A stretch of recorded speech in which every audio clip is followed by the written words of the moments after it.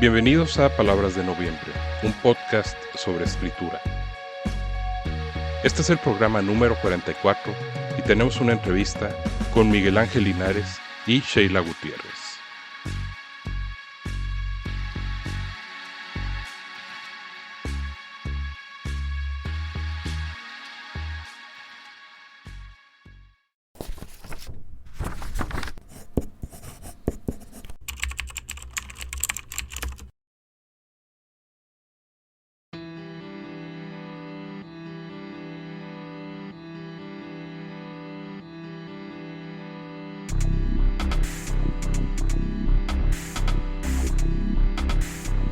Los entrevistados de hoy son Miguel Ángel Linares y Sheila Gutiérrez.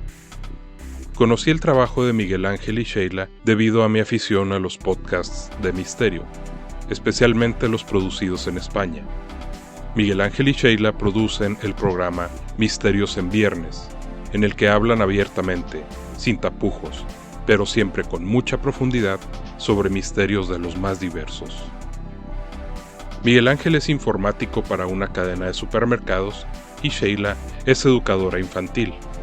Originarios del barrio Bravo de Vallecas, en Madrid, y amigos de Valeria Surchis, a quien entrevistamos en el programa número 10. Actualmente residen en Cuenca y compaginan sus empleos, su afición a realizar experimentación paranormal, las grabaciones de sus podcasts y la escritura.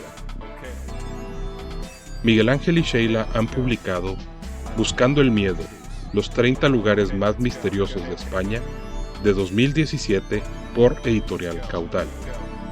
Antimanual del Investigador, Mitos en los Fenómenos Paranormales, de 2019 por la Editorial Guante Blanco. Vallecas Paranormal, de 2021, también por Guante Blanco. 50 lugares mágicos de Cuenca, de 2023, por Editorial Sidonia, y Más allá de Marvel, del pasado 2025, también por Guante Blanco. Entrevistar a Miguel Ángel y a Sheila fue un gran gusto, pues destilan la misma simpatía y cercanía que en sus programas de radio. Sin duda, son un par de personas auténticas que buscan sus sueños y tienen todavía mucho que contar.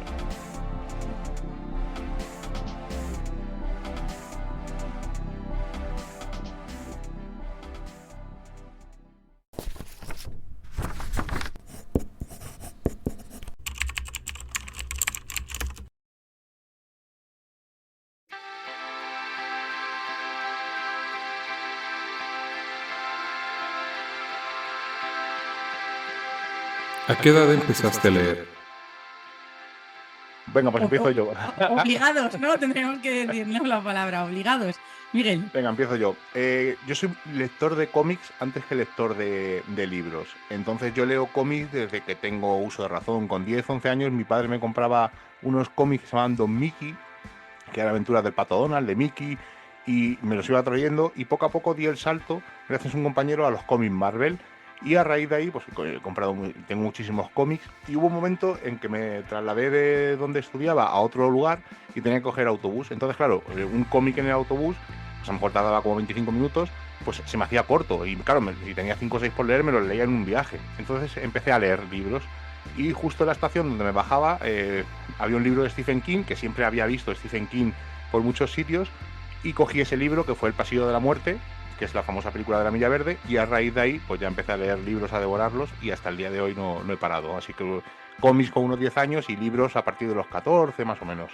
Yo creo que empezaría también más o menos sobre unos 10 años, a los 10 años, porque es cuando empezaban aquellos libros que nos mandaban en el cole del barco de vapor y de alguna editorial infantil, y yo creo que esos eran obligados. Sí que es verdad que es algo que no me costó desde nunca leer. En mi casa mi madre era una lectora empedernida, todas las semanas llegaba el hombre de círculo de lectores con el libro que traía ahí con las novedades, o sea que es algo que he visto desde chiquitita, pero yo creo que empezaría también sobre unos 10 años obligados. Luego un poquito más adelante ya, pues el libro, ¿no? Tu primer libro que te lees sin que nadie te obligue. ¿Cuál fue el primer libro que recuerdas haber leído completo? El mío fue, yo creo que empecé fuerte y yo creo que sigue la línea de lo que me gusta leer y de lo que me gusta aprender. Mi primer libro fue Viven, el de los supervivientes del avión, y me lo leí en casa de mis abuelos porque nosotros vivíamos en Vallecas, ellos vivían en Móstoles y nosotros íbamos a cuidarles allí los fines de semana, y un día un sábado que estaba aburrida, pues cogí de la librería que tenía mi abuelo y me llamó muchísimo la atención porque evidentemente no tenía conocimiento de la historia que había ocurrido, ni siquiera si era una historia real. Y yo creo que tendría pues unos 14 o poquito más, y fue el primer libro que me leí. Además, en ese fin de semana me lo devoré. Yo el libro no fue el primero, sino fue el que me aficionó ya totalmente a la lectura. Ya digo que empecé a leer Stephen King, empecé a leer La Milla Verde o El Pasillo de la Muerte. Aquí en España se llamó El Pasillo de la Muerte y lo iban publicando por entregas, igual que se publicó en Estados Unidos. Y el capítulo 5 se publicó en julio y a raíz de ahí hasta septiembre no salía la conclusión. Entonces, claro, me quedé un poco huérfano. Digo, bueno, ¿y ahora qué leo? Entonces fui a una tienda que se llama Kia Fnac, hay muchos libros. Había un libro de Stephen King que fue Un saco de huesos y fue el libro que me enamoró de Stephen King. De hecho, sigo siendo un lector constante, como él nos dice, y fue el libro que me marcó. Un saco de huesos, además, iba leyéndolo por la calle, o sea, me lo leí en 2 días porque me bajaba del autobús y seguía leyendo, me chocaba con la gente, pedía perdón, ¿no? Y seguía leyendo porque me enganchó muchísimo. Es una historia de fantasmas, vamos a decir como las antiguas, ¿no? Como otro giro de tuerca, el fantasma clásico, pero con el giro de Stephen King, y fue el libro que me enamoró. ¿Cuántos años tendrías? 16. Ah.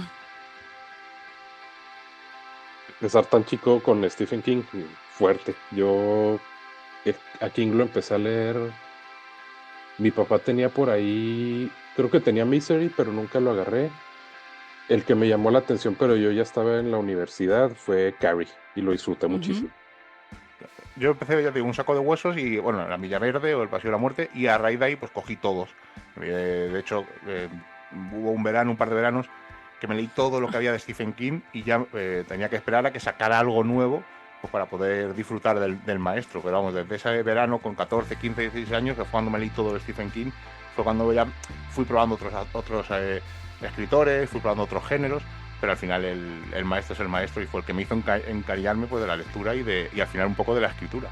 Pero Carrie es muy buena elección, tanto en libro como en película. Yo, por ejemplo, Carrie la tendría dentro de mi top 10 de películas de miedo. Sí, yo creo que es probablemente, no diré que soy loco por Stephen King, me encantan sus historias, pero sus finales muchas veces me defraudan mucho. Pero Carrie es redondo.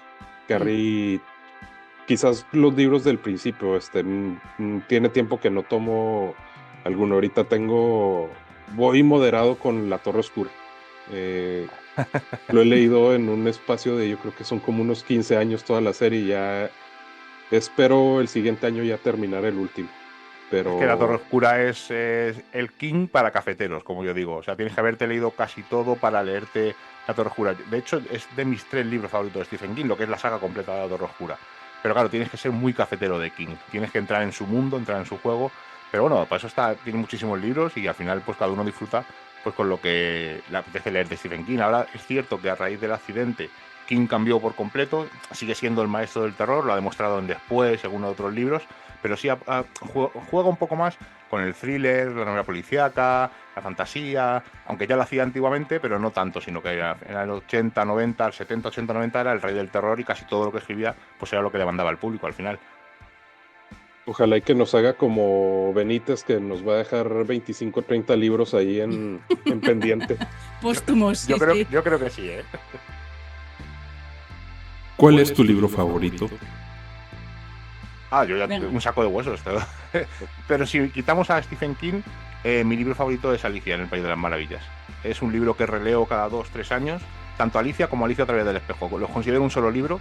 Creo que tiene tantas lecturas distintas. Siempre pongo como un ejemplo, como un capítulo de Los Simpsons, ¿no? Tú Los Simpsons lo ves con cierta edad y entiendes los chistes de Homer, entiendes los chistes de los mayores, pero si lo ves de pequeño no te choca porque entiendes los chistes de Bart, de Maggie, de Lisa, de los compañeros de Bart. Y a Alicia le pasa igual, ¿no? Si eres un niño lo lees y ves ese mundo de fantasía, pero si eres un adulto ves que realmente hay un trasfondo y otra historia. Y para mí es uno de mis libros, digo, cada 2-3 años suelo releerlo. Pues yo, aunque es verdad que casi mucha de mi lectura está enfocada al ensayo sobre todo pues de terror, de asesinos en serie, un poco de la temática paranormal, de la parapsicología. Rompo los esquemas cuando elijo mi libro favorito, porque es La casa de Bernarda Alba de Lorca.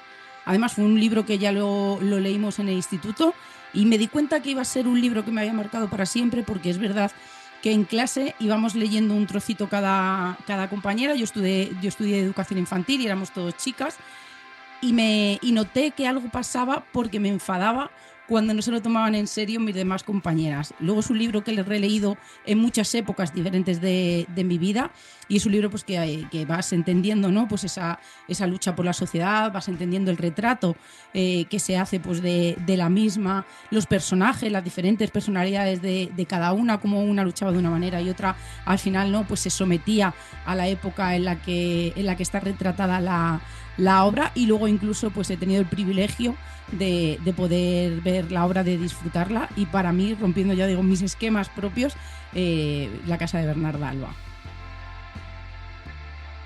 ¿Cuál es tu libro menos favorito? Sí, y además la han nombrado a Benítez. Caballo de Troya no puedo con él. Es un libro que no me... Lo he intentado leer varias veces.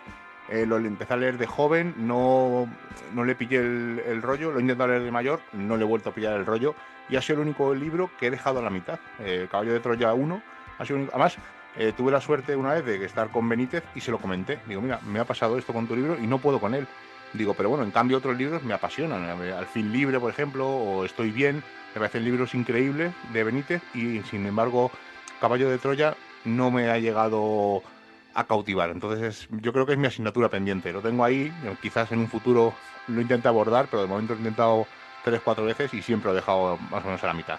Yo solamente hay un libro que he dejado a la mitad en mi vida, y es El retorno de los brujos. Lo leímos para un club de lectura que tenemos, un grupo ya bastante numeroso, en el que cada uno en cada mes o mes y pico elige un libro, y casi todos son dedicados pues al mundo del misterio, un poco a la conciencia, un poco a la psicología. Y fijaros, ¿no? Este libro, ¿no? que es de cabecera para mucha gente, y seguramente que haya personas que me estén escuchando y se estén echando las manos a la cabeza y que no me entiendan, porque se habla de esoterismo, de nazismo, de parapsicología, pero sí que es verdad que a lo mejor lo leí con unas, vamos a decir, ¿no? Con unas expectativas muy altas, buscando algo que no encontré a lo largo de todo el libro. Fui incapaz de terminarlo. A lo mejor no era la época, porque yo es verdad que pienso que muchos libros no es la época, no es el tiempo de leerlos, y quizá a lo mejor dentro de 10 años lo leo y se convierta en mi libro de cabecera. Pero sí que es verdad que yo creo que el fallo fue mío en este caso, y que posiblemente si lo hubiera elegido como un libro de filosofía, que luego no se abrían otros caminos, me hubiera gustado mucho más. Pero bueno, yo pido perdón por la gente que sea su libro fetiche, en el que es el único que he dejado a la mitad en mi vida, pero que prometo, y es una promesa que me he hecho a mí misma, pues que dentro de un tiempo lo retomaré, y seguramente viéndolo con otros ojos pues entre de una forma diferente. Fíjate que a mí también me pasó, no los he leído justamente los dos, porque mi padre tenía La rebelión de los brujos ahí en la casa, y lo empecé a tomar una vez y no pude conectar. Quién sabe por qué sería, y son asignaturas pendientes. Como fan del misterio también digo, estos los tengo que leer. Igualmente Caballo de Troya no lo he tomado. ¿Por qué es importante leer? Porque te hace soñar. Yo creo que aparte de esa parte romántica, en la de que te puedes evadir de un día terrible, de una semana que no lo has pasado nada bien, de que hay libros que me encantan. Además tengo uno que es El abanico de seda, que es un libro que he dejado a la mitad este verano, porque no quiero terminarlo, porque me da mucha pena, y yo creo que eso es muy, muy, muy, muy bonito. Y otra cosa más, aparte de todo, como decimos, ¿no? Echando al lado ese romanticismo, pero es verdad que muchas veces te hace sentir bien, te hace sentir mal, te hace llorar, y yo creo que eso te hace, ¿no? Que también la mochila se vaya despejando mucho, y que quizá de una manera que no sabes gestionar las cosas, leyendo puedes hacerlo. Sobre todo, ¿no? Yo creo que desde mi parte de educadora infantil, la creatividad, la imaginación, el vocabulario, que yo creo que es muy importante, también te ayuda a poder expresarte, ¿no? Hay veces que entiendes también el bien y el mal en los libros y luego tú lo llevas a tu vida diaria, pero sobre todo eso, hombre, por la parte del romanticismo, evidentemente, porque nos hace soñar, porque nos ha hecho visitar lugares que ni siquiera nos habríamos imaginado nunca, y la parte más psicológica de leer, o la más constructiva, por supuesto, es el vocabulario y la creatividad y la imaginación, que yo creo que se dispara y que te viene muy bien para cuando uno no sale al mundo exterior. Es poco más puedo decir lo que ha dicho Sheila, quizá pues evadirte un poco, ¿no? Yo, por ejemplo, en el trabajo, en el rato que tengo el descanso, me voy al cuarto y leo, y estoy solo y estoy leyendo y me evado, ¿no? del mundo real. Me gusta mucho evadirme del mundo real viendo películas, leyendo cómics, leyendo libros, me meto mucho en las historias, incluso te va a sonar un poco raro, pero yo cuando leo cómics veo cómo se mueven los personajes. Entonces, cómo se mueven de viñeta a viñeta. O sea, yo estoy viendo el movimiento que están haciendo mientras que lo estoy leyendo, y preguntándole a muchos amigos que leen cómics, me dicen, no, yo también veo, ¿no? Me imagino cómo se mueven, tal. Entonces, al final es evadirte un poco del mundo real. Aprendes vocabulario, como ha dicho Sheila, disfrutar. Al final es tanto ensayo como novela o cómics, la lectura es para disfrutar. ¿Qué es para ti un buen libro? Yo, mientras que me entretenga, no le pido más. O sea, me da igual que sea un bestseller, como el que ha sacado, por ejemplo, Dan Brown ahora el último, como que sea el libro de un autor desconocido. Mientras que el libro me entretenga y yo entre en su juego, me es indiferente el leer y decir, a ver si se acaba este libro que me está... Eso no, pero si el libro me entretiene, con eso me vale, con eso me ha ganado. Yo el no querer terminar porque se me acaba, ver que los capítulos se me van terminando y me agobio porque no quiero que se termine, para mí es lo principal. Pero sobre todo, yo que soy más sensiblona que Miguel, a mí lo que me gusta es que me hagan sentir.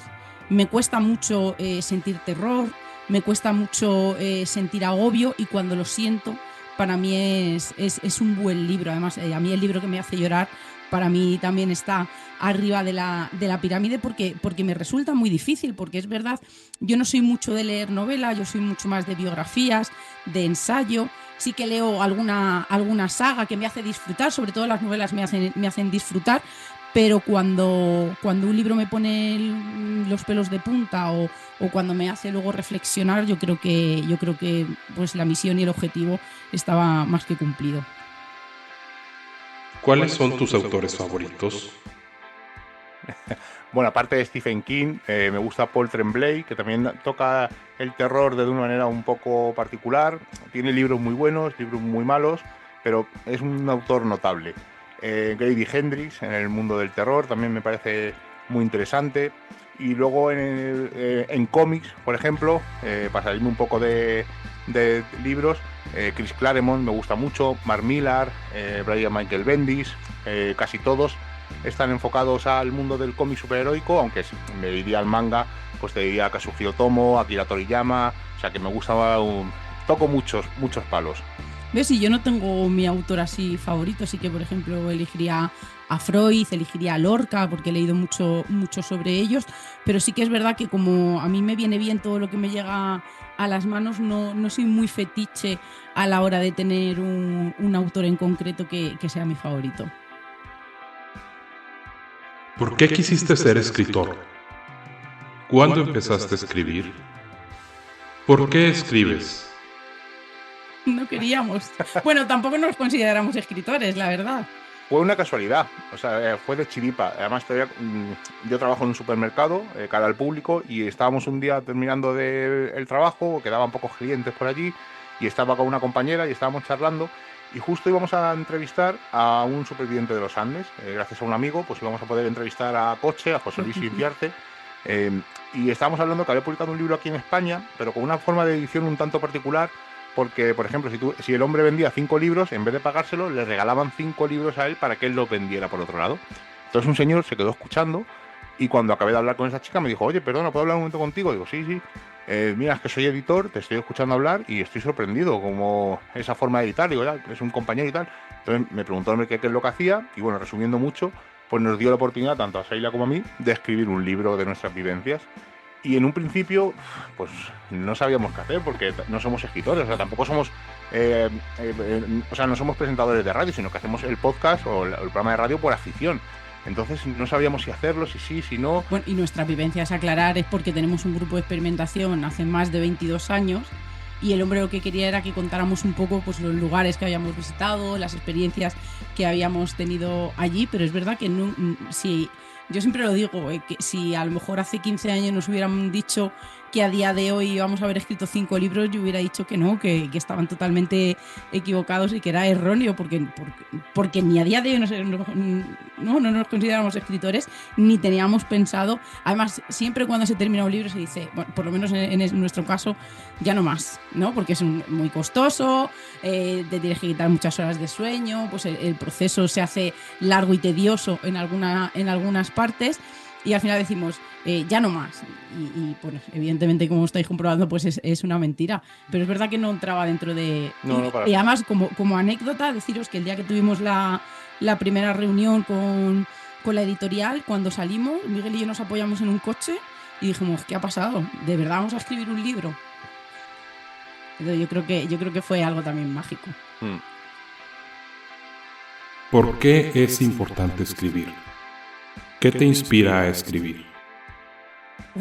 Porque expresas tantas cosas que piensas que no eres capaz. Además, hay algo que no sé si te habrán contado en otros programas, que cuando uno termina ya de escribir el libro, cuando llegan esas primeras revisiones de la corrección, hay incluso extractos que uno se sorprende de haberlos escrito uno mismo. Y es que yo creo que cuando uno se concentra, cuando uno está como muy centrado en lo que tiene que hacer, parece como, no sé si estoy en lo correcto, pero que entra en un modo de concentración, como de trance, en el que está una solamente para eso, y yo creo que parte del cerebro que no usas normalmente, cuando escribes se activan.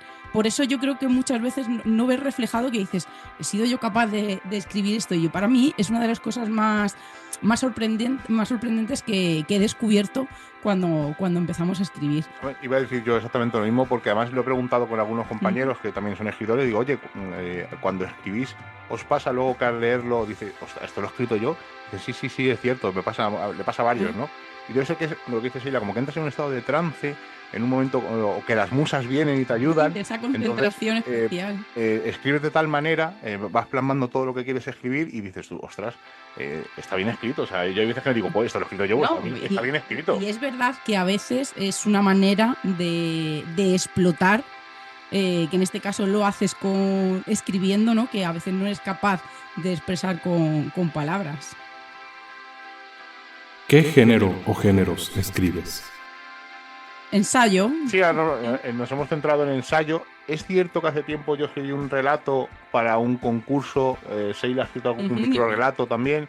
Mi ensayo era muy malo y no se publicó. El de Sheila sí se publicó. Así que si ella tiene que decantarse por, cuando dejemos los ensayos, por la ficción, creo que tiene más futuro que yo, porque yo soy un poco más malo. Pese a que leo muchísimo y se me ocurren muchas cosas, pero no, me es más sencillo escribir ensayo que ficción. Y es una pregunta que yo también he hecho muchas veces a algunos compañeros, que qué les es más difícil, el ensayo o la ficción, y dependiendo un poco. Para nosotros el ensayo es algo bastante sencillo, aunque es muy tedioso comprobar todos los datos, fechas sobre todo, buscar fuentes, contrastarlas para que no cometer ningún error. Pero al final el ensayo es lo que hemos escrito siempre y de momento se nos da más fácil que yo creo que ficción. A mí ficción me costaría mucho más. El género más difícil que me parece de plasmar es la novela. No solamente por la idea, porque yo creo que al final la idea, uno se acuesta y en mitad de la noche se sobresalta y tiene que escribir la idea que ha soñado o que le ha venido de repente. Y yo creo que es verdad que la historia al final la tienes en la cabeza y de una manera u otra, tardes más o menos, pues va saliendo. La creación de los personajes, pues igual, porque al final los va modelando a tu antojo. Pero me parece tan difícil las recreaciones, el poner los adjetivos, el recrear una escena para que alguien en ese momento se sitúe. Sí. Claro, o sea, lo que a mí me gusta, ¿no? Imaginarme al dedillo cómo sería eso, o por lo menos como a mí me gustaría, me parece muy difícil. Para mí el género de novela me parece complicadísimo. Y luego hay los dos estilos que, por ejemplo, Lovecraft, que te describe todo, bueno, te dice que es indescriptible, pero te busca describir la escena muy metódicamente. Y King te la deja muy abierta y ya te la imaginas tú como quieres y le preguntas a alguien, ¿cómo te lo imaginaste? No, pues me lo imaginé que era así el salón en el que estaban esto y dices, no, yo me lo imaginé de otra manera. Eso es bonito también, ¿eh? Porque ahora pasa con todas las adaptaciones cinematográficas de todos los libros que hemos leído a lo largo de nuestra vida, cuando uno refleja sobre todo los personajes, porque a lo mejor quizá en los exteriores pues parece que es un poco libre albedrío y no tiene mucha relevancia en la historia, pero sobre todo en los personajes es verdad que cuesta mucho cuando uno tiene interiorizado de una manera físicamente y sobre todo también en la personalidad, y que cuando uno lo ve en pantalla no sea así, cuesta muchísimo. ¿Cuáles son tus temas favoritos para escribir? ¿Cuáles otros temas quisieras abordar? ¿Qué te inspira a escribir? ¿Qué cosas específicas has usado o usas como inspiración? Casos, ¿no? Yo creo que casos de todo tipo que abarca el misterio, y a mí la biografía me encanta. Me gustaría a lo largo de mi vida, me da igual que se publicara o no, el escribir una biografía de un personaje que yo llevara dentro. Por ejemplo, en este caso me gustaría mucho, yo sé que hay muchísimo y que no llegaría ni a la suela de los zapatos a la obra, ¿no?, con menos información, pero me gustaría mucho escribir de Santa María Teresa de Jesús. Es un personaje que me ha llamado la atención desde muy pequeña y que voy siguiendo los pasos y más, ¿no? Cuando voy haciéndome más mayor le voy siguiendo más los pasos. Además, hace muy poquito tiempo estuvimos visitando la celda en la que murió en Salamanca, y también me gustaría mucho de Juana de Arco. Yo, aparte del ensayo, sobre todo en el ensayo me encanta el tema de fantasmas, el más allá, psicofonías, ouijas, pero luego en novelas, sobre todo terror, historia de fantasmas. La historia de fantasmas me vuelven loco. Y viajes en el tiempo. Viajes en el tiempo también es una historia que me apasiona. Es una historia que me... casi cualquier cosa que veo de viajes en el tiempo ya casi es un 5. O sea, muy mal tiene que hacerlo para que no me guste. Pero es un tema, los bucles temporales también me gustan mucho, pero sobre todo pues eso, el terror y la ciencia ficción. Miguel, por ejemplo, tiene en mente, porque este último libro ha sido un capricho suyo, y tiene otro capricho que iría, por decirlo de alguna manera, sin revelar mucho, profecías, pero de una manera un tanto diferente, de un personaje diferente. Y yo en este caso, una cosa que también tengo pendiente, que me gustaría hacer, y yo creo que tiene mucho que ver, ¿no?, porque me gusta Lorca, es hacer un libro de la España profunda, ¿no?, para que se vea ese cambio o incluso la involución en algunas cosas que hemos hecho en la actualidad. Suena muy interesante ese proyecto. Son ideas que tenemos, está todavía muy en pañales. Gratis. Porque ya te digo, sacamos un libro en breve, o sea, tiene que estar, bueno, si no ha salido ya, está a punto de salir, o sea que es una cosa que son ideas que tenemos. De momento vamos a descansar un tiempo, sí, y quizá ya de cara al 2026 pues empecemos con ese par de proyectos que son más chiquititos. Pues yo creo que muchos han salido de las exploraciones. También tenemos un libro, nosotros somos de Vallecas, ahora vivimos en Cuenca, pero Vallecas es un barrio de Madrid en el que quisimos aportar pues a la cultura del barrio algo con un pequeño granito de arena, y la única manera que sabíamos de hacerla pues era orientarla al misterio, y fue algo muy, muy bonito. Y yo creo que pues las experiencias, además es que yo creo que cuando uno escribe, Miguel para eso es totalmente diferente a mí a la hora de escribir, pero yo sí que es verdad que necesito escribir algo que me esté llenando en ese momento, y si tengo que pasarme al siguiente capítulo porque lo siento, lo hago. Pero por ejemplo cuando escribimos el primer libro pues era de lugares que habíamos visitado, y yo creo que fue algo muy bonito.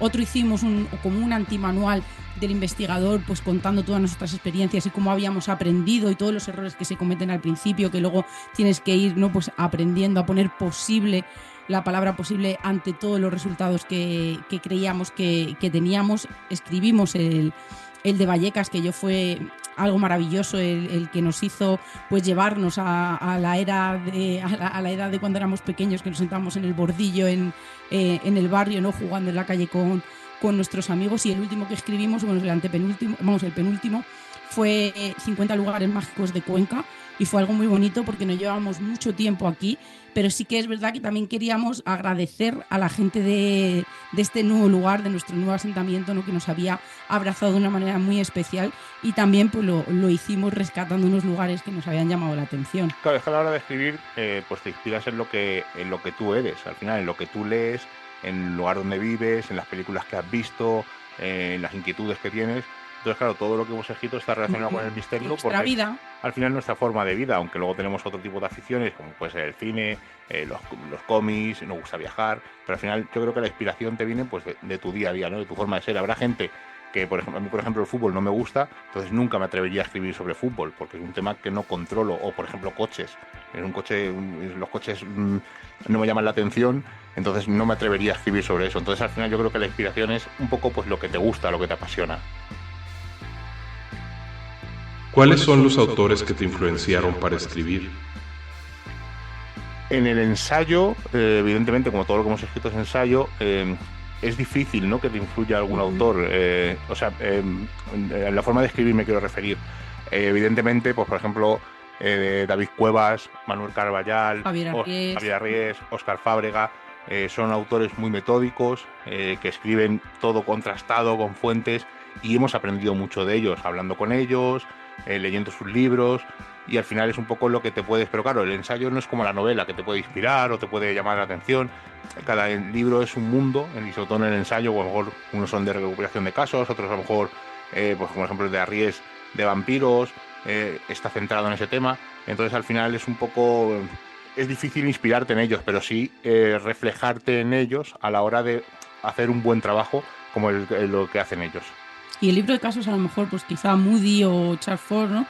Que son gente que escribía caso, y que a nosotros es algo que nos llama poderosamente la atención, y cuando hay un libro en el que a lo mejor hay otra gente que necesita un poco más de explicación o un poco más de introducción, nosotros estamos totalmente anhelados porque lo que nos encanta es información de qué es lo que ha pasado, qué ha ocurrido, dónde era y cómo está esa persona en la actualidad. Y yo creo que también pues fueron un poco, ¿no?, esos pioneros en los que nosotros a lo mejor más nos fijamos a la hora de representar o de plasmar pues experiencias ajenas. ¿Has leído o utilizado libros, manuales u otros materiales sobre escritura? ¿Cuáles nos pudieras recomendar? No, nunca hemos... ¿Sobre estilo te refieres? Y no. Estilo, recomendaciones, no sé. No, nunca hemos usado ningún tipo de manual, ni no nos ha hecho, por suerte, no nos ha hecho falta. ¿Cuál a sería ver, su no porque método no nos hiciera falta decir de... Sino que... Ya, sí, no. A lo mejor ha sonado un poco... Sí. Mira, lo que hemos escrito le ha gustado al editor y no lo ha publicado. Sí. Hemos tenido que corregir mucho, ni nos han cambiado mucho. Al final es verdad que gracias a la temática o a la forma de enfocar nuestros bebés, como yo los llamo, pues no se ha necesitado esa tipología, sino que es verdad que son como muy nosotros. Es nuestra esencia. Entonces al final sí que es verdad que si uno escribe novela, o sobre todo yo creo que me parece la parte todo de ortografía me parece brutal en las novelas, que es complicadísimo, quizá si hubiéramos escrito otro tipo o de otra manera pues sí que lo hubiéramos necesitado, pero al plasmar nuestras experiencias o a plasmar nuestra información, que es la que tenemos, que lo hacemos por regalar, ¿no? porque se quede de alguna manera a lo largo del tiempo, quizá por ese motivo no lo hemos necesitado. Me gusta mucho cuando la gente lee los libros y dice, jo, es que este libro es muy vosotros, ¿no? Y yo creo que es uno de nuestros objetivos. Ahora, muchas veces, y esto ha surgido a raíz de escribir los libros, mucha gente que nos ha leído dice, este capítulo lo ha escrito Miguel, este capítulo lo ha escrito Sheila, este capítulo, y a veces casi siempre aciertan, alguna vez se sorprenden, pero normalmente aciertan porque se nota la forma de escribir y la forma de comunicarlos de cada uno. Yo creo que es bonito eso también. Sí. ¿Tienes un método para escribir? ¿Cuál es? Sí. Sí, Lo que además, pasa que es diferente, total. completamente distinto. Yo necesito... O sea, yo me lo estructuro y voy escribiendo en orden, y me gusta escribir sobre todo después de comer, sobre las 4 o 5, que hay calma, y de noche. Sobre todo me gusta escribir a partir de las 11, 11 y media, 12, que ya parece como que la vida para, que ya la gente se va a dormir, y en ese momento me activo y me gusta escribir sobre todas esas horas. Pero yo lo escribo estructurado, o sea, yo empiezo desde el capítulo 1 hasta el capítulo 20, por poner un ejemplo. Y Sheila lo hace completamente al revés. Lo hago totalmente al revés.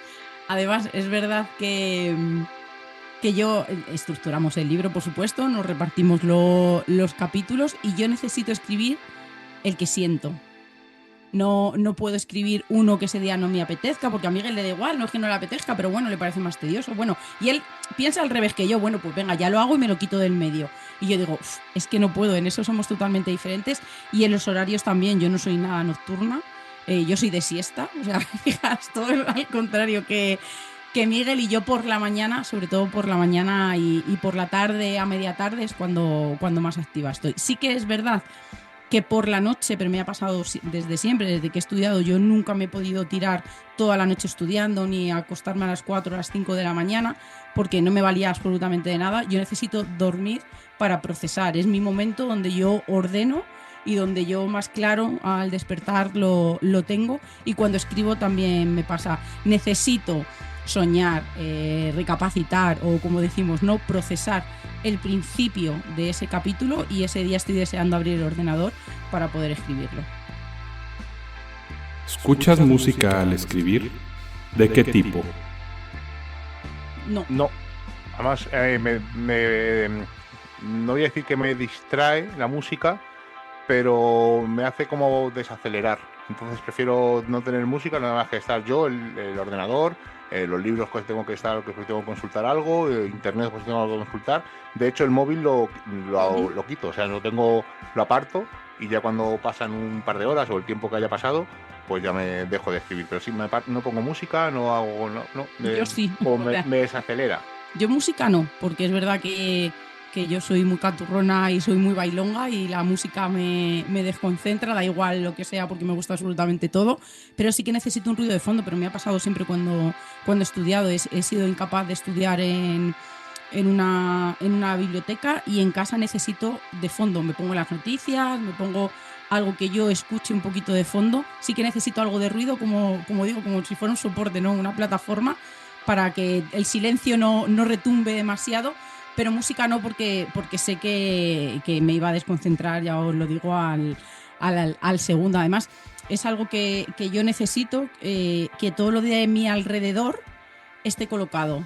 Yo sí, por ejemplo, normalmente escribo en el comedor, Miguel se viene a la habitación, pero yo en el comedor, y necesito que estén los cojines bien puestos, que encima de la mesa no haya nada, que esté todo, porque si no sí que me desconcentro pensando que aquello no está bien, o incluso intento dejarme pues cosas terminadas para no pensar que tengo cosas a medias. Y con el móvil estamos de acuerdo, los dos dejamos el móvil y no se toca para nada, porque tenemos muy poquito tiempo. Entonces el tiempo que dedicamos, que es algo que sí que hacemos, por ejemplo, pues estas 2 horas son para escribir y no vamos a hacer nada más, no podemos distraernos con el móvil. Y yo creo que a día de hoy es la mayor distracción que tenemos. ¿Nos puedes hablar de tus libros o publicaciones? ¿Cómo fue el proceso de escribirlo y prepararlo para publicación? Bueno, Sheila te ha contado casi de los 4 que están publicados, te ha contado básicamente pues eso, buscando el miedo, eso en nuestras experiencias con ese grupo de experimentación, el antimanual del investigador. No queríamos hacer un manual, sino, como ha dicho Sheila, un catálogo de buenas costumbres o de buenas maneras a la hora de realizar una experimentación de campo. El Vallecas Paranormal era nuestro alegato de amor a Vallecas, desde el mundo del misterio, contando el caso Vallecas y otro tipo de casos que ha habido. 50 lugares mágicos de Cuenca es un poco, digamos, no llegamos ni a la suela de los zapatos, evidentemente, sino una especie de guía como las que hacía Tienza, pero solamente de Cuenca, además dentro de la colección de 50 lugares mágicos de Cidonia, que para nosotros fue un auténtico honor que nos pidieran escribir para esa colección. Y el que está a punto de salir, que está ya casi en nuestras manos, Más allá de Marvel, que es un libro un tanto particular, es un capricho mío, como ha dicho Sheila, donde hemos mezclado mi pasión por los cómics Marvel junto con el mundo del misterio. Hemos creado un universo llamado 101 o Palo Cero Palo, en honor a Benítez, donde los creadores de los personajes Marvel, por ejemplo Stan Lee o Jack Kirby, se hubieran basado en fenómenos anómalos para crear esos personajes. Y pongo un ejemplo muy claro. Hay una historia de Spider-Man que se llama el famoso Mefistazo, los que sean lectores sabrán de lo que hablo, donde Spider-Man, bueno, no es Spider-Man realmente, es Mary Jane, hace un pacto con el diablo para que ocurra algo. Pues no digo mucho por si hay alguna persona que no lo ha leído. Entonces nosotros lo que hacemos es contar la historia de Spider-Man, la biografía, con curiosidades. Pues, por ejemplo, ¿qué años tiene Peter Parker? Pues vamos contando tal.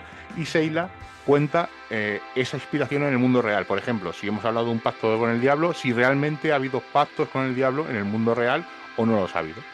Luego también es verdad que hemos sido un poco románticos, hemos tirado un poco para casa. Y por ejemplo, en el personaje de Tormenta, pues hemos hablado de los graniceros, de los hacedores de tormenta, de los conjuradores, perdón.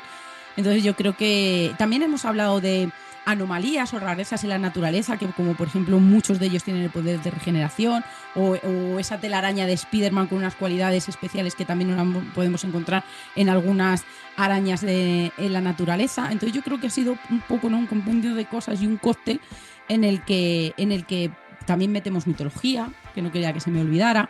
Metemos casos reales, o si hablamos de posesiones, pues de algunos de los más famosos, o cuando hablamos, por ejemplo, de escudos como el de Capitán América, pues hemos hecho un repaso por los escudos más importantes, como por ejemplo puede ser el de Perseo. Entonces hemos metido un poco de historia, hemos metido algo de fenómenos anómalos o paranormales, y también anomalías en la naturaleza, que yo creo que eran muy necesarios para entender. Y algo muy importante, y yo creo que también va a quedar un poco, ¿no?, reflejado en este libro, pues es cómo aparecieron también como fenómeno social y como muchos, ¿no?, como lucha también. Entonces yo creo que en la parte de Miguel no es una bibliografía, por decirlo, al uso, sino que también ha metido pues curiosidades para que esa lectura no se hiciera tan tediosa y que entendiéramos cómo había sido la creación del personaje, porque yo creo que es muy chulo y que llama mucho la atención. Claro, por ejemplo, un personaje así que no viene a la cabeza relacionado con la revolución, vamos a decir, puede ser Pantera Negra. También hay un grupo de los Panteras Negras, son muy famosos, y cuento que qué fue primero, si Pantera Negra el personaje de cómic o Pantera Negra el grupo. Entonces mezclamos un poco de todo, hacemos una pequeña biografía porque son personajes que tienen más de 70 años de historia, entonces tampoco queremos hacerlo muy tedioso. Spider-Man se pega con el lagarto, luego se pega con los Doctor Octopus, todo eso lo obviamos, contamos los puntos más importantes, nos desviamos a veces para contar curiosidades, o por ejemplo, por qué a Hulk Hogan le llamaban Hulk si no tiene nada que ver con el personaje de Hulk.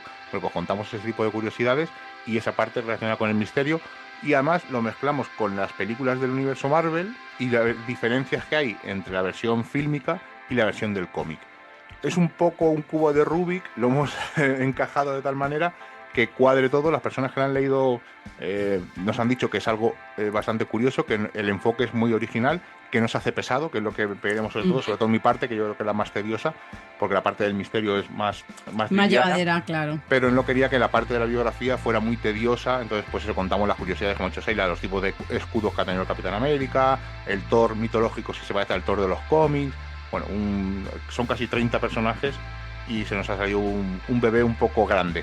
Pero bueno, estamos muy... Y muchos se nos han quedado fuera, porque por ejemplo, yo tengo que decirlo y lo voy a decir en todos los sitios porque estoy muy enfadada con Miguel, que mi favorito no está.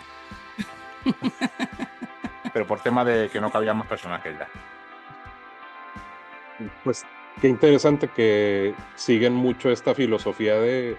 Así lo estoy sintiendo yo, y lo siento también con sus programas, de que este es el programa que yo quisiera escuchar. Así lo hago y también lo suelo hacer con Rafa. Este es el libro que me imagino que ustedes habrían querido leer. Sí, además es que yo creo que es lo principal. Si no... O sea, claro, yo cuando le dije a Sheila la idea y se la comentaba a varios amigos, decían, joder, es una idea muy original, pero ¿cómo lo vas a plantear? Y claro, digo, pues como lo querría yo leer. O sea, hace poco me leí, mira, te voy a poner un ejemplo, hace poco me leí un libro de Stephen King, todas las biografías que salen me las bebo, aunque no me sé la historia de Stephen King casi al dedillo. Pero siempre me leo las biografías que salen nuevas, siempre hay algún dato nuevo, alguna curiosidad. Y hace poco han sacado no voy a decir el autor, han sacado una biografía nueva y me ha defraudado porque yo me esperaba, pues como todos la biografía de Stephen King, su historia, sus libros, curiosidades, y en este caso la persona que lo escribe no lo separa por libros, sino que cuenta como una especie de novela río, y me ha defraudado por eso. O sea, el libro está muy bien escrito, es muy interesante, he descubierto cosas que no conocía, pero a nivel general el libro me ha defraudado porque me esperaba, pues eso, por capítulos y tal. Entonces, el libro que hemos escrito, desde el minuto 1 pensé, tiene que ser así.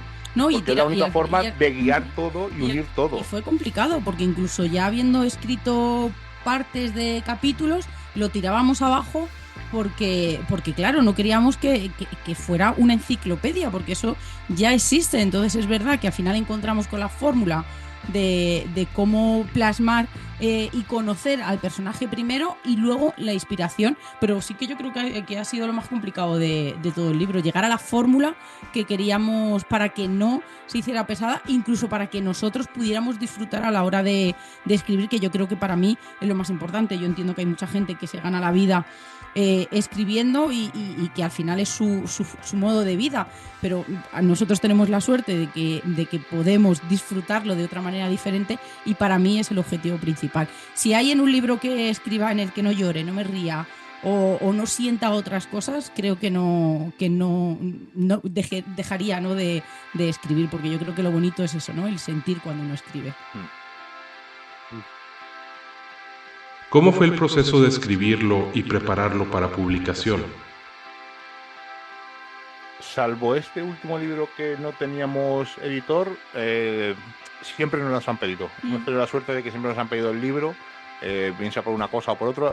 Por ejemplo, con el de Vallecas, nos lo pidió un editor, no le gustó el enfoque que tratamos, cuando ya estaba casi el libro escrito al 100%, le faltarían 80 páginas, 20 páginas, una cosa así, y nos lo tiró atrás el editor. Hablamos con Óscar Fábrega, el editor de Guante Blanco, y le gustó la idea y aceptó. Pero salvo este último libro, siempre hemos tenido, alguien nos ha pedido el libro, o sea que ha sido casi, vamos a decir, libros de encargo.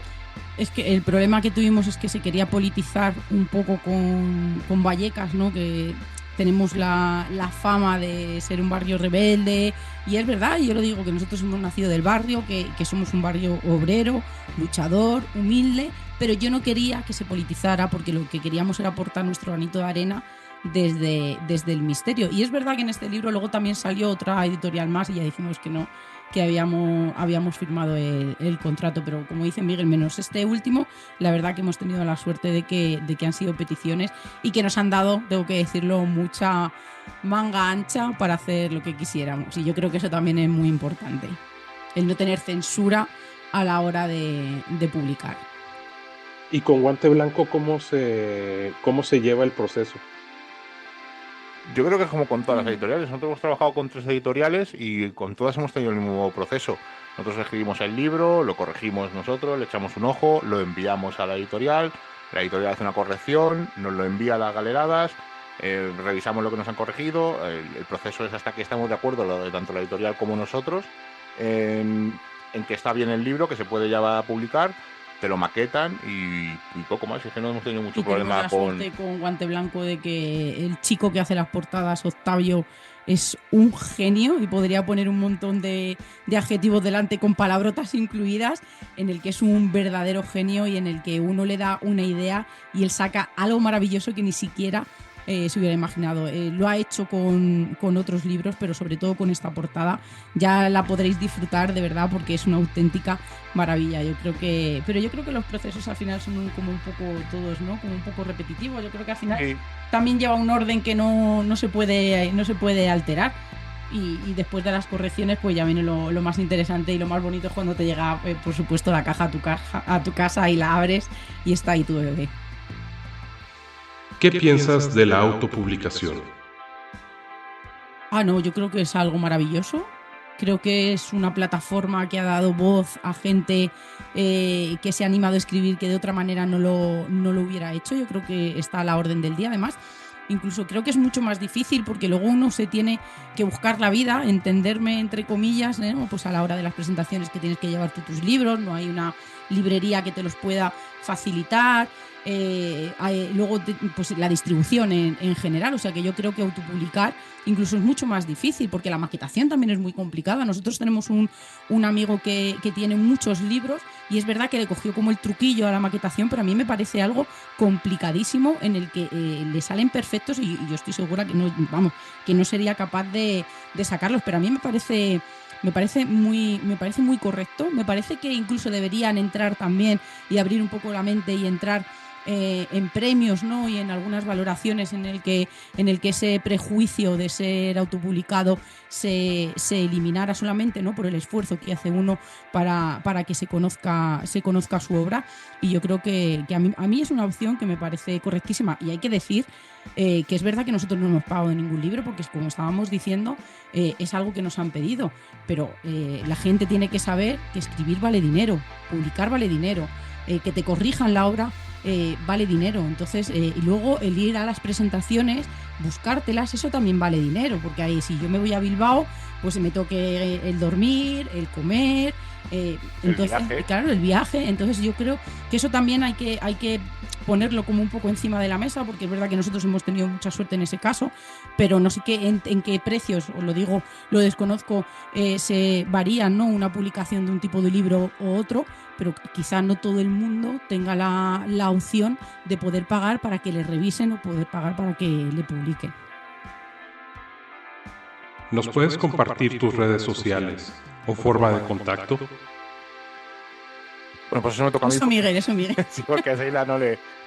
estamos en casi todas las redes sociales como Misterios en Viernes, tanto en Facebook, en Twitter creo que es Misterios en V, porque es más cortito, en Instagram Misterios en Viernes, en TikTok Misterios en Viernes, en iVoox, donde subimos el programa, es también Misterios en Viernes, lo compartimos en Edenex, en casi todas las plataformas digitales de descarga, tanto en Amazon, Apple Podcast, que creo que está cambiando, cambiando la forma de publicar, pero si no está en Spotify, o sea, está en casi todos los lugares como Misterios en Viernes.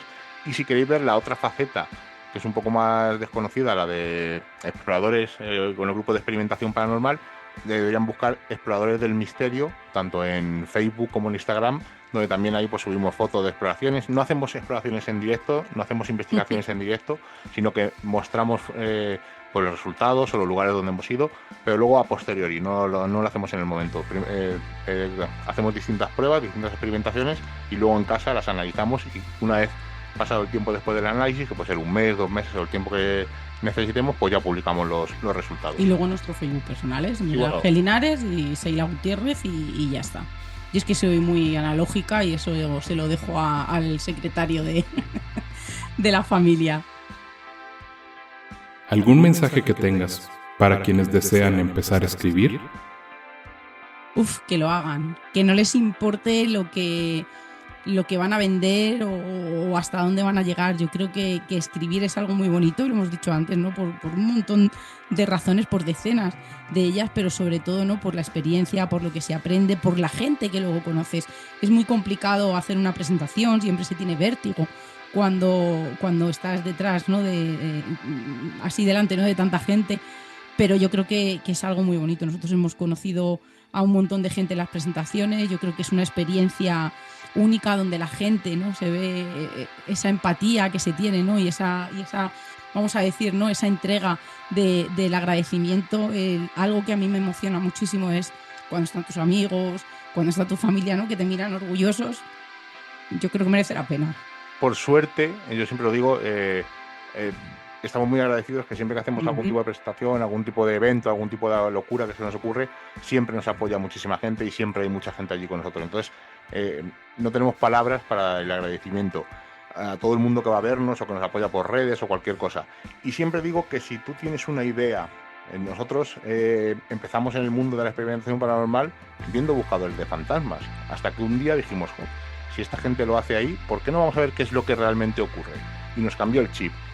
Y es moverte, es salir de tu rutina, de tu zona de confort, del sofá, de ver una película, que está bien, que hay que hacerlo, pero si te apetece hacer algo, bien sea escribir un podcast, bien sea un viaje, lo que sea, oye, hazlo, porque no va a haber otra oportunidad. Hazlo y disfrútalo. Que saldrá bien, saldrá mal, pero por lo menos lo has intentado, ¿no? Como decía Yoda en la Guerra de las Galaxias. Sí. Lo has intentado, ¿no? No te quedes quieto. No, y que es muy bonito escribir. Yo creo que, como decimos, uno se pone delante de la hoja y al final escribe cosas que nunca hubiera pensado que iba a escribir. Se representa de una manera que desconocía uno mismo. Y yo creo que sobre todo eso, que vayan con el objetivo o con las ideas muy claras de disfrutar y de aprender. Que lo demás ya vendrá o no. pero que no pasa absolutamente nada. Que si uno no escribe un bestseller no pasa nada. Que si no hubo una presentación y hay 3 personas, regálale tu presentación a esas 3 personas porque están perdiendo tu tiempo. Yo creo que lo más importante es eso, tener el objetivo claro de disfrutar y de querer hacer algo que seguramente llevas muchas noches, ¿no?, a lo largo de tu vida pensando, y que cuando te pones en ese folio en blanco cuesta muchísimo, pero de verdad que cuando sale la primera frase va todo seguido, y que a veces cuesta, o que hay días después que no sale absolutamente nada, o que uno no se encuentra bien y es que no pasa absolutamente nada, pero sobre todo eso, que vayan con el objetivo de disfrutar porque es una experiencia con muchas cosas que lleva después esos efectos colaterales en los que va a seguir disfrutando muchísimo más. Y una cosa que has dicho tú, Miguel, y que creo que es clave, este libro, por ejemplo, hablando de libros, este libro le compraría yo. O sea, este es el libro que yo compraría si lo viera en la estantería. Pues creo que ese es el disfrutarlo y pensar, oye, esto es lo que yo quiero compartir, y porque lo quisiera tener yo. Entonces, y aunque no se ese es publique, y yo animo a la gente que aunque no se publique, que no se llegue a dar ese paso, que escribáis, que da igual, eso se va a quedar ahí para vuestros hijos, para vuestros nietos, para la demás familia. Y a mí me da muchísima pena. A día de hoy yo soy de mis primas, soy como la mitad, somos un montón, y mi abuelo desgraciadamente sufrió mucho en la guerra civil, mi abuela también, mi abuelo estuvo en un campo de concentración y eso no se ha quedado escrito. Da igual que no se publique, pero la historia, por ejemplo, de tu familia, yo creo que sería algo obligatorio dentro de nosotros, en el que se quedara. Por eso digo que no pasa nada si no se publica, pero eso va a quedar ahí porque lo va a escribir, lo va a haber escrito tu padre, tu abuelo, tu vecino, tu nieto, y yo creo que el escribir es plasmar la historia y eso nunca se va a perder.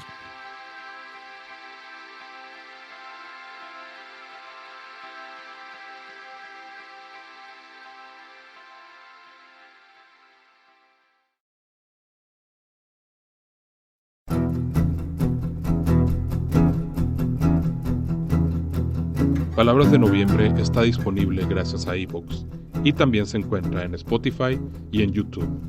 Está producido bajo la licencia Creative Commons BY-SA Atribución Compartir Igual 4.0 Internacional. Los temas musicales utilizados fueron obtenidos en Free Music Archive y son AI Dreams and Human Hands y The Art of Algorithms de Aldous Ignite. I would like to introduce The Cool Kid y Right Here Right Now de PC One, con licencias de Creative Commons BY Atribución 4.0 Internacional. Palabras de Noviembre es ganador del Latin Podcast Awards 2022 en la categoría Libros. Gracias por escucharnos.